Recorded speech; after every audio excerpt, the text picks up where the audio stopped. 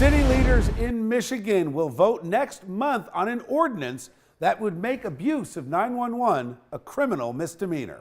The effort specifically targets people who call police on a black person for, quote, living while black. Grand Rapids has seen a spike in police being dispatched in situations that smacked of bias. In one incident, officers were called to a black graduation party. The ordinance would carry a $500 fine. Is this law really necessary? Isn't abuse of 911 already a crime? Let's bring back our A-plus panel, Lisa Durden and Bob Bianchi. Bob, start with you, former prosecutor. How do you view a potential law like this? As a prosecutor, my first concern is we are constantly trying to get the public to be invested in law enforcement and say, let us ferret it out. The second issue that I have, and I know Lisa's going to be hot on this topic, is why did 911 dispatch these police if these call-ins were bogus?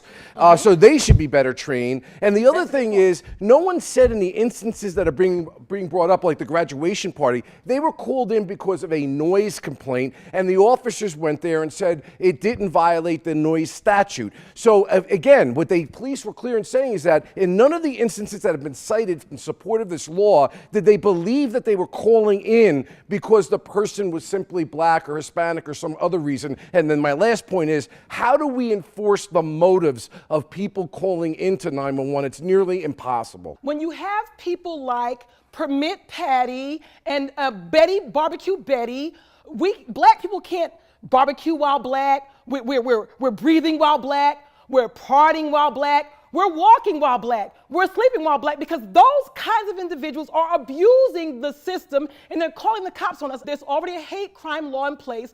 What they're doing there is expanding it to say this is going to be a misdemeanor hate crime that we can charge you with now if you turn into Permit Patty or Barbecue Betty. To that point, they're not even offering any substantive evidence to say that this is happening. They're using anecdotal evidence of a couple of one-off outlier incidents. So the question I have is, what is the potential of someone now literally not calling the police for fear of repercussions, even if a crime's in progress? There is a great potential for that. And you know what communities would be harmed most by that?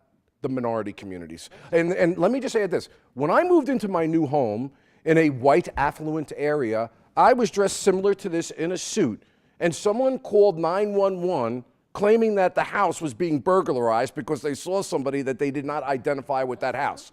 And as I went out with my hands up in the air because the cops had their guns drawn, and I walked out on my porch, that put your hands on the railing, if it had been a black person that was there and the same 911 call was made, did that become now a racially motivated 911 call? How do we make the decision to adjudicate people in a court of law with proof beyond a reasonable doubt as to what their motivation is? We already have a law for false reporting. Thank you, guys. Have a great weekend.